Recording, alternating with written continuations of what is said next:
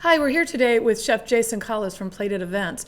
And Chef was one of our attendees on our farm tours that Totally Local VC does. We toured Howling's greenhouse facility, and it was an amazing tour. And we're very excited because it's going to be a great treat because Chef Jason is going to make something for us today using Howling's tomatoes. Chef, what's up on the list? Yes, I was very inspired. Howling's tomatoes, the farm tour was amazing.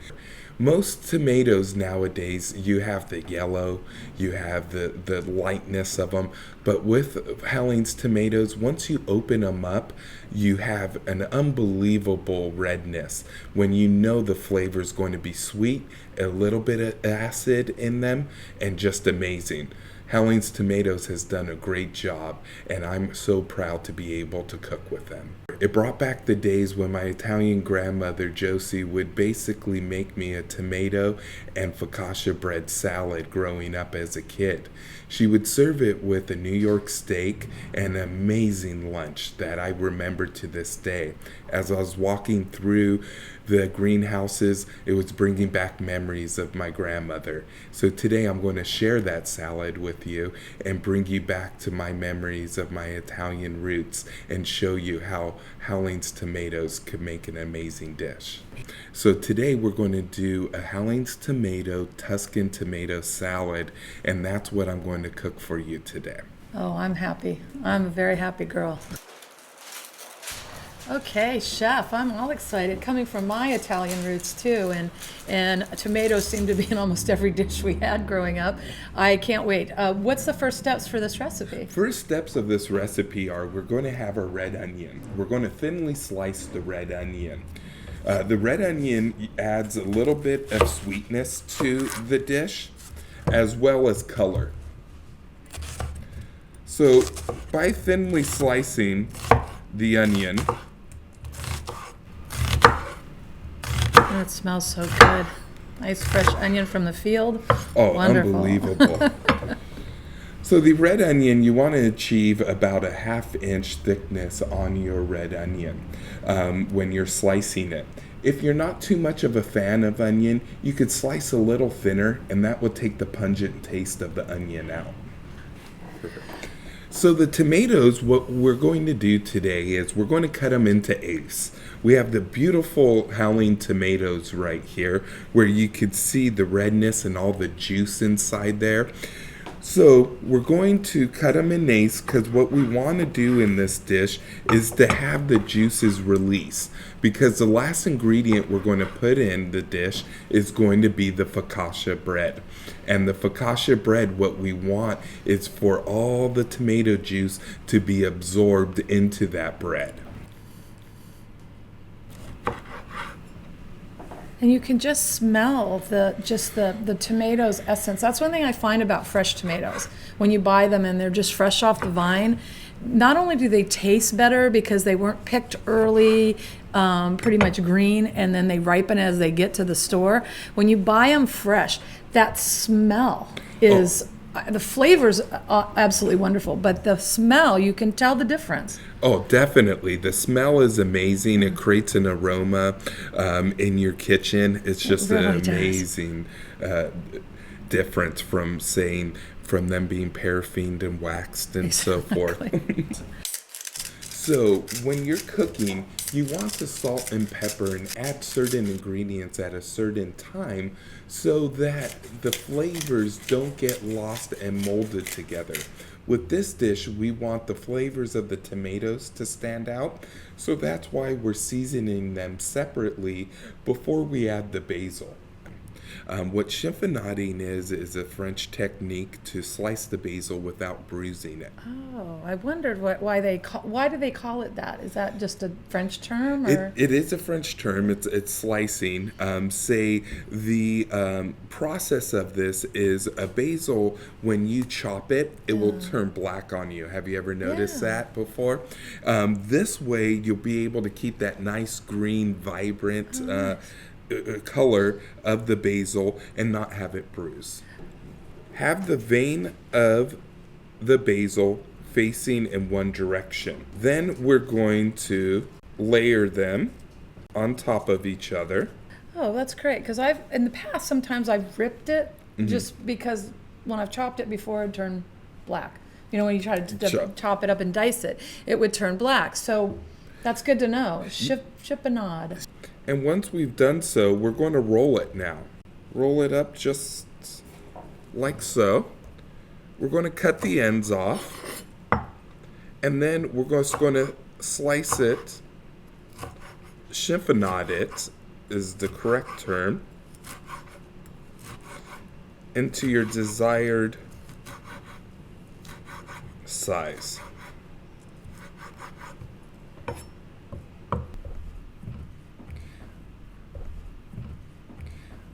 I like to add some of the smaller leaves in too, just to give that fresh farm to table feel. Oh, it does. It looks really pretty too. I like that. Really pretty. So what we're going to add now is the buffalo mozzarella. The buffalo mozzarella you could get in different variations. You could, if you do it in the log size, you basically will rip it apart. Yeah. If you got the little ovalinis, which we're using today, you could basically just add it directly right into your salad.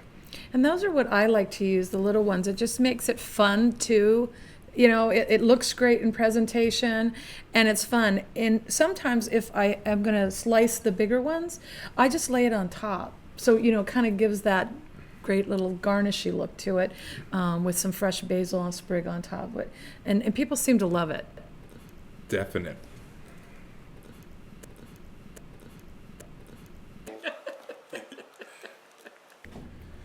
So what we're going to be doing now, Kat, is actually adding our toasted bread croutons. What I've done is I've already pre-baked and toasted some focaccia bread. Oh, nice. You could use baguette, you could use farm bread, whatever is your favorite bread you could use. I personally like focaccia, so I'm going to be adding that now to the salad, and you want to add this and let it sit for a little while and toss it because you want the juices from the tomato to actually soak up into the crouton. And it gets not soggy, but they get moist, right? And so that's what you want. Yes, okay. You want it to get moist because you want all that yummy goodness from the tomato to soak up into the bread. Oh, great. And so when you bake the bread, like I usually will do a baguette, you know, and slice it, I just put a little olive oil, salt and pepper on it. Is that pretty much what you do when you're doing the breadcrumbs? Yes, and keep it at a low heat and for a long time because you don't want to over toast them. No burnt toast in your salad. So after you add your breadcrumbs, don't forget to season in salt and pepper. The final stage of this recipe is we're going to be making the vinaigrette. Oh, nice. So you could use any type of vinegar, but we want to showcase the Hallings tomatoes today. So we're going to use a white wine vinegar. Basically, the white wine vinegar will add the acidity, but then it won't take away from the vibrant colors of this salad. My grandma used to love balsamic, and she would actually add a little arugula to this dish as well. We always did the balsamic as well, and that's one of my favorites. So I haven't tried it yet with just using a white wine vinegar, but I'm liking the idea that you'll really get that full flavor of the tomatoes then. Yes. It doesn't take away at all from them this way. No, okay. This way here it brings out the flavor of the tomato, your basil, and it doesn't overpower. Oh, that's great. And your ratio that you want to use is basically a 2-to-1. 1 part vinegar to 2 parts olive oil. And what's great is there's so many olive oil companies in Ventura County now. You see olive orchards growing all over the place. So everything from Bon Gusto olive oil, which goes under the, I believe it's the California Olive Oil Company. There's Ojai olive oil. There's quite a few. Some are at the farmers markets, and some are actually at your larger grocery stores now too. Wow. So that's good to know. And look for the label California olive oil, and grown in California, we'd be really happy. Exactly. Keep it locally sourced. Ojai olive oil right up the hill. I mean, you don't know what blessed we are to have all of this abundance around us. It really is. We have so much bounty from this county. It's every meal can be like this, that it's just so flavorful, so full of all the fresh local ingredients. It's pretty cool. It is, and to eat in season is awesome. All that oil just dripping on there. It's beautiful. Beautiful thing. It just looks So you're beautiful. into oils, huh, Kat? Now, on the food. On the food, I said on the food, Jason. Yes, I did talk out loud, didn't I? Perfect. Once we're done putting on our olive oil and our vinegar, we're going to season it again to give it that final layer.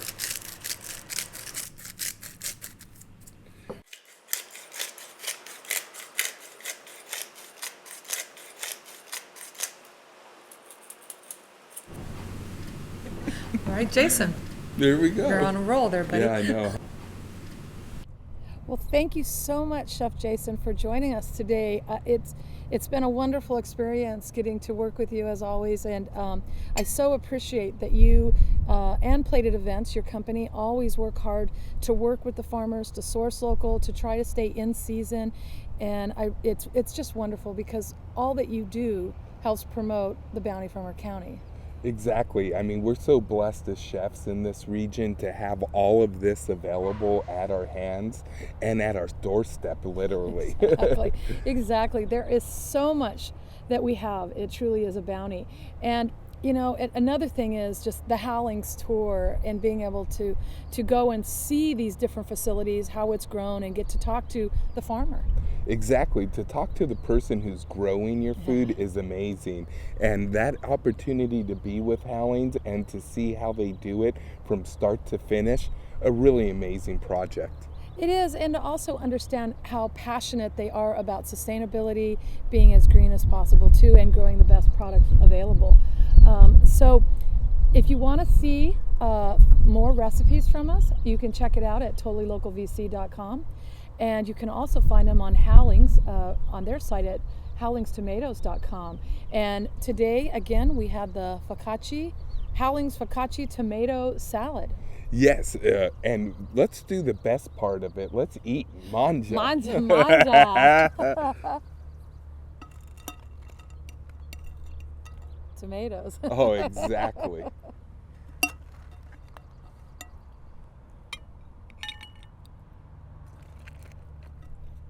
And it's such a beautiful presentation too, isn't it? Oh, the colors are vibrant. It's just a You can great just smell dish. it too.